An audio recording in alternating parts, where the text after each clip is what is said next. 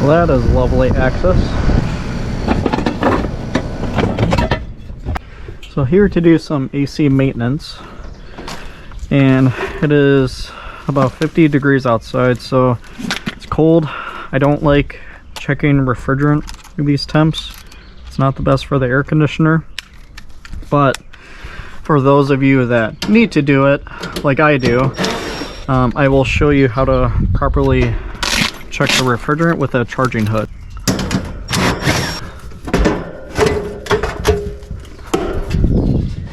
It's a little dusty in there, so we're just going to brush everything off.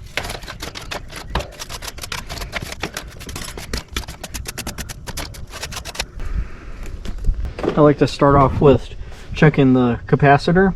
We're always going to need to discharge it. Obviously I know that the power is off because I pulled the disconnect and I was already running out here, but it's also a good habit to just double check to see if there's voltage. So I just always check the power coming in, which is always going to be on the bottom of the contactor. And you can follow the wiring down to this whip, which goes to the disconnect. So now that we know that we don't have any power, I'm just going to discharge it. Just take a insulated screwdriver, pliers like this, and just touch all the ends together, and it is a-okay. I try to use my pliers to pull it off because it's better on the fingers, and you don't want to pull the wire out of the spade connector on accident either.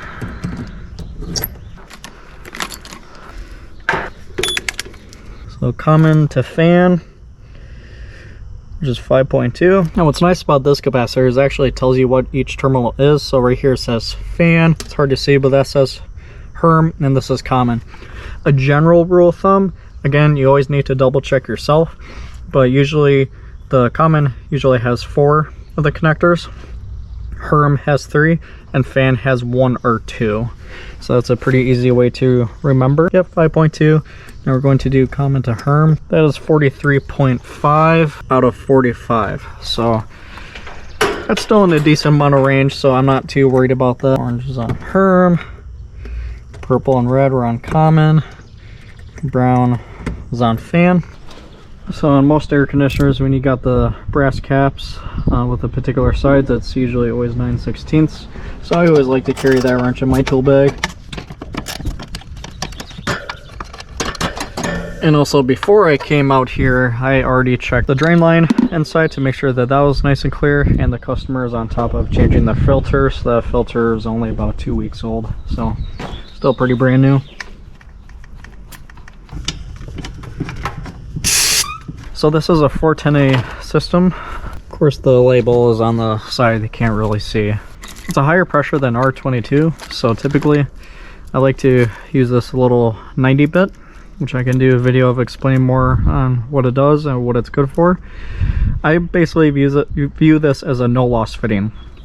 Spraying isn't so bad if you're wearing a well-insulated glove that the EPA recommends, and if you discharge your gauges into the system as well, but I still get a little bit spraying out.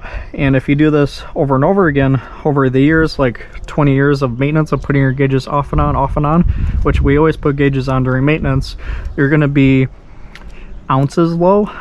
I don't think it would be a pound low, but still losing some refrigerant. So I like to throw this guy on, that way I minimize the amount of loss that comes out, and so that I also don't get sprayed at all with refrigerant.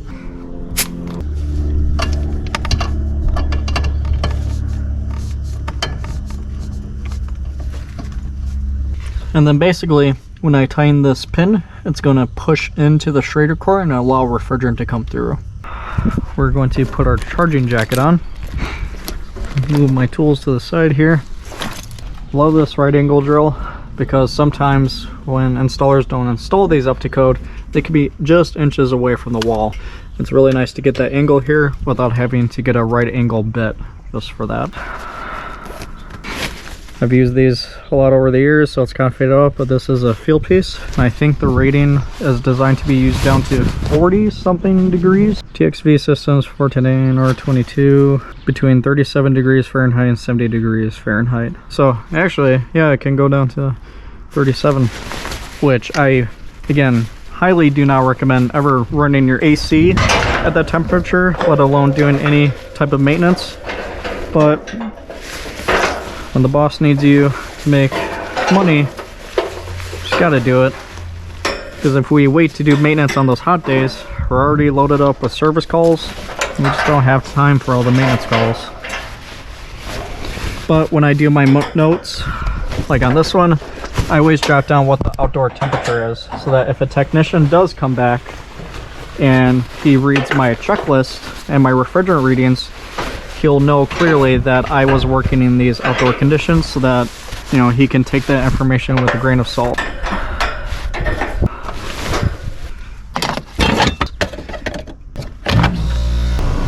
All right. Whoa, way over 300. Now we can back off just by a simple adjustment. We'll let that come down. In the meantime, let's get our temperature clamp on here. And we still want to give this about, you know, 10-15 minutes of runtime. So we're right about 300. That's kind of like our point where we start getting our adjustments, but again, I'm still going to let it sit for a little while. I can still get my amp draws. Amp draws we're going to be getting from our fan motor and the compressor. During maintenance, I just do it while it's running.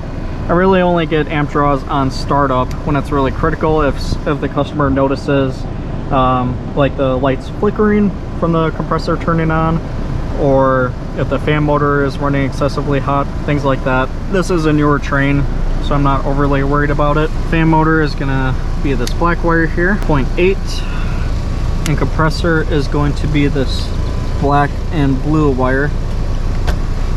Try not to get electrocuted. Which is 8.8, perfect. Now, how did I know which wires those were? Just because I know, just kidding. You can always double check the wiring diagram. Essentially need to find your contactor. Depending on the diagram, they usually tell you the colors. Outdoor fan motor, black, which goes to the top of the contactor here. The black and blue wire, if we follow that one, it eventually goes to the compressor. So it's always a good habit to start reading diagrams and understanding them to know which wire is which, so that you don't have to disassemble everything, follow each wire individually. You can just look at the wiring diagram. If it's an older system, be careful with the colors, because whoever does wiring repairs, they do not always do the same color for the wire. Ask me how I know. Looking pretty steady. I'm still gonna give it a few more minutes. Let's hook up our hose. So when you're doing these, you just want to be thorough but efficient as well. So instead of just sitting around not doing anything while you're waiting for your pressures to just stabilize, you know, try to find other things to do, like I said, the amp draws. Maybe go back and check the drain line if you haven't already. Finding your garden hose to start washing off the coil, things like that. I like to do this too, because eventually when we get our readings, we gotta go and take a temperature drop. And if I come back out here and I find that the water isn't even turned on, that's another trip down to the basement that we could have prevented by making sure that the water works here. Pretty close. Maybe we'll close it a little bit more. I just like to get as close to 300 as I possibly can. When it's warmer conditions out, you obviously don't have to wait this long, especially if the unit has been running and as long as there's a load in the house and everything like that. I already got my wet bulb. It was 57 degree wet bulb. Indoor temperature is 72 degrees, which I prefer to be a little bit warmer in there, but it's fine. Again, there's not much of a load. There have been times where it's so cold out that I have to turn on the furnace to get the house nice and warm to get better readings. So no matter what, these readings are not going to be the most accurate. If anything, they're most likely going to show up as overcharged. So that's why, again, always make note in your notes section of what the outdoor temperature is. So we got 80 degrees on the liquid line, 100 here. So that's going to be 20 degree subcooling. right off the bat, I know that's showing up as overcharged. Some of the videos I've been seeing of a lot of the newer guys, they see that, like, oh crap, it's overcharged. So they take out refrigerant during conditions like this. And then the summertime comes, the unit appears to be low. So then a guy has to come back and refill the system. And my supervisor was telling me about that with him years ago with a coworker, where the coworker always took out refrigerant because he thought it was overcharged during 40 to 50 degree weather. He would have to come back and refill the system. It was kind of a game of cat and mouse until they finally figured out what was going on and what each tech was doing. Our rule of thumb is that if it's appearing to be overcharged in these cooler conditions, we do not remove refrigerant. Obviously there's an exception if it's like 500, 600 psi. We do add refrigerant if it appears to be low. Either way, with this method, you should still be able to tell if the system is low or not. So let's check our superheat. We got 51 on the suction line there, 35 on our gauge at 106. I cannot math. Yeah, 16 degree superheat. That's pretty spot on. Everything is looking good here. So I'm gonna go inside and take a temperature drop reading and turn off the thermostat so that I can come back out and wash the coil. 68. Trying to set it where it's not gonna fall and kill me. We're getting down to 48 degrees in the supply, so that's gonna be about a 20 degree temperature drop, which is more than sufficient. Got the AC turned off, got a good temperature drop.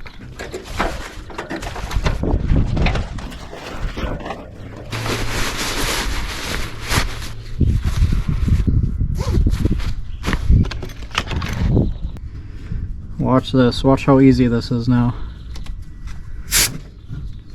Almost nothing, just a little puff from the gauges, that's all. Still want to be careful in here because power is live, so just watch your hands when you're doing this. The reason I always turn it off at the thermostat is so many guys forget to put the disconnect back in. It's created a lot of callbacks, not just with our company. I've been called back to other companies that have done it too. I only take out the disconnect once, and that's to check the capacitor, sweep up in there, turn it on. Once I turn it on, it stays in there. Don't just leave them hand tight. They don't need to be gorilla tight, but just a little bit of a wrench turn on it. Boom, nothing much.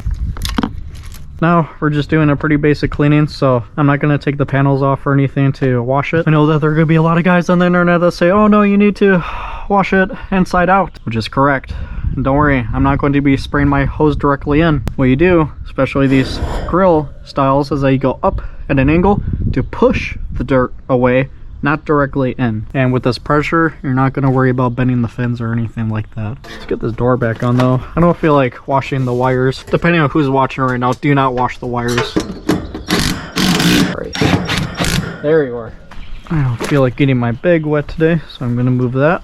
And my gauges.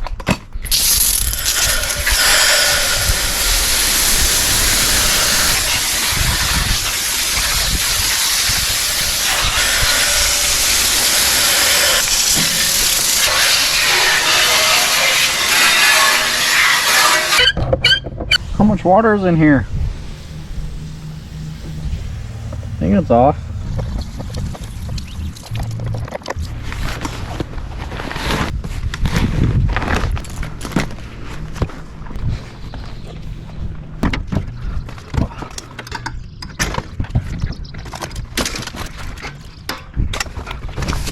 So that's gonna wrap it up for this maintenance call. If you're ever in a position where you just gotta get it done regardless of the temperature, use that field piece charging hood, and that is how you use it. See you guys on the next call.